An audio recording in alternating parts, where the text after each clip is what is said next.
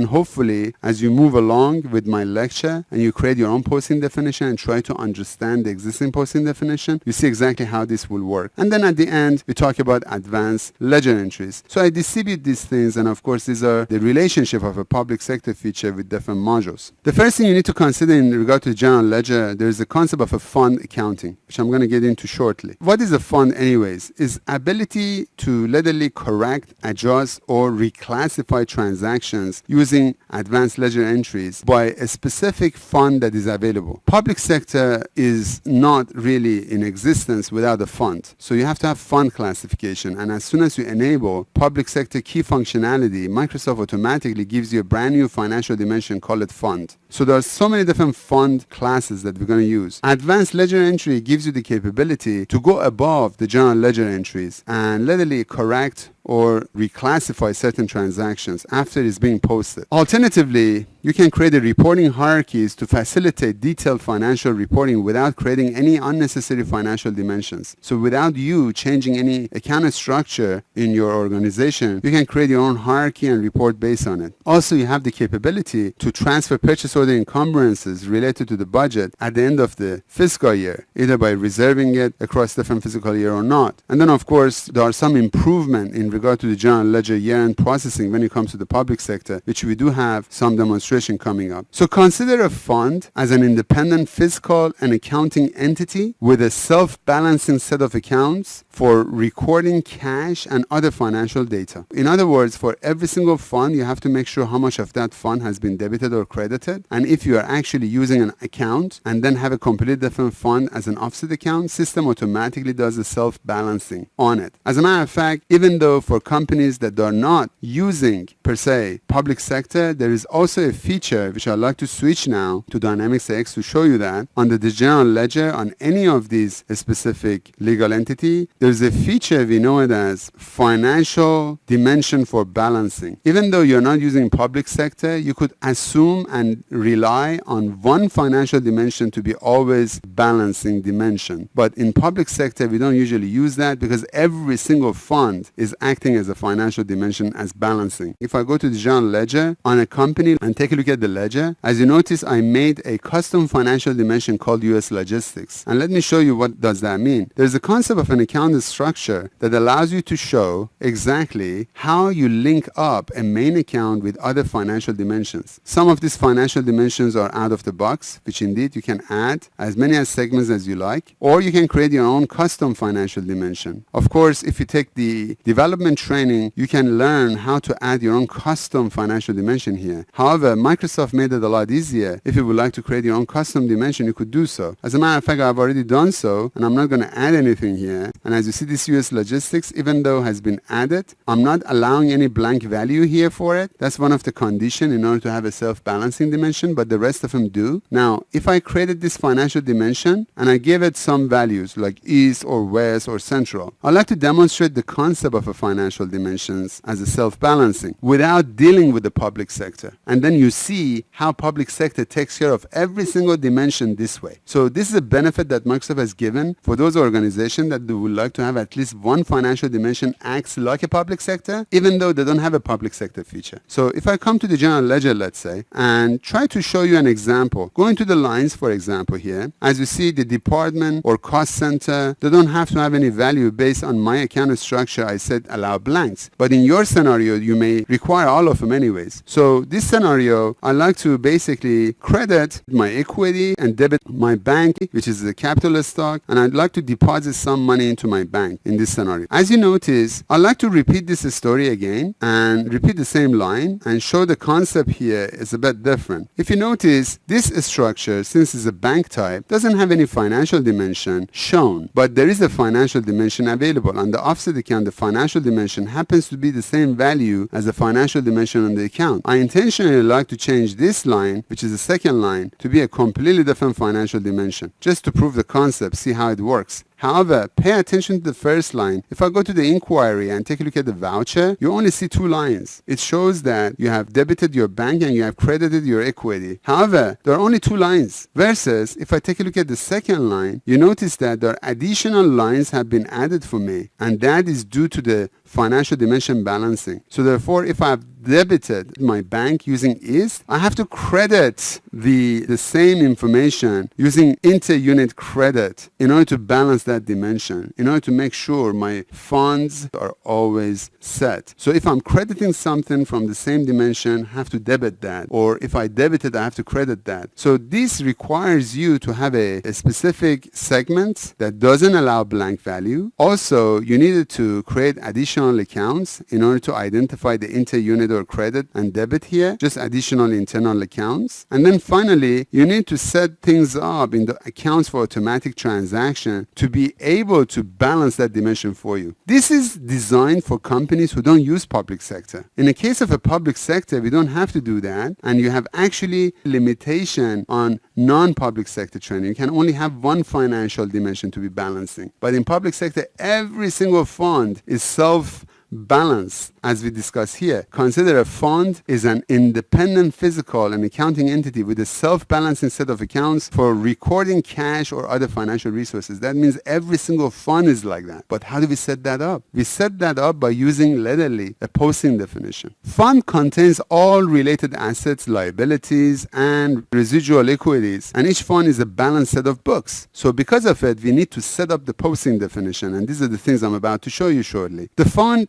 is below the company level. So you have a company and then you have a fund, and is above the department and cost center in organizational hierarchy. We are going to talk about process closing transaction, allocation of transaction, maintaining the ledger accounts, closing the transaction, allocating costs and income using accounting distribution, which I'm going to demonstrate. Perhaps consolidation we're going to discuss, especially when you have multiple companies, you may want to consolidate. Forecasting the cash flow is something else that you can deal with. And then eliminate certain transactions that you don't want to include as part of your financial statements. Revaluation of the currency and amounts in case you're dealing with multiple currencies. In most public sector organizations, you may not want to deal with certain currencies, but imagine a city hires a foreign vendor in order to come and perform some public works. Like, for example, they hire an architect from Denmark, they hire a, let's say, company based on Germany, and then they do the product, let's say, in city of Baltimore. So you may deal with different currencies there. Exchange rate is a big thing. So therefore, you need to figure out what the exchange rate looks like. And you can reevaluate the foreign currency based on that to see how much money are you going to lose or gain over that period of time. And then, of course, convert the account currency and report based on it. Pre-closing reports and creating electronic documents are necessary because you have to submit it to other organizations perhaps, and closing the book and closing the month and year. These are the topics that we will discuss. New to Dynamics X 2012, there are some topics in regard to accounting distribution, which I'd like to show you a quick demo about it. A transaction distribution function is added into Dynamics X 2012, regardless of the version. That was RTM. In 2012, you can now distribute line amounts and charges based on a particular sets of financial dimension evaluation. What I'd like to do, just do a quick reevaluation of the accounting distribution here for the header and for the line. And then I'll show you the Subledger journal as well. So let's take a look at this behavior. For the sake of discussion, if I go to the accounts receivable here and start with the free text invoices, I'd like to create a brand new free text invoice here. Pick and choose one of my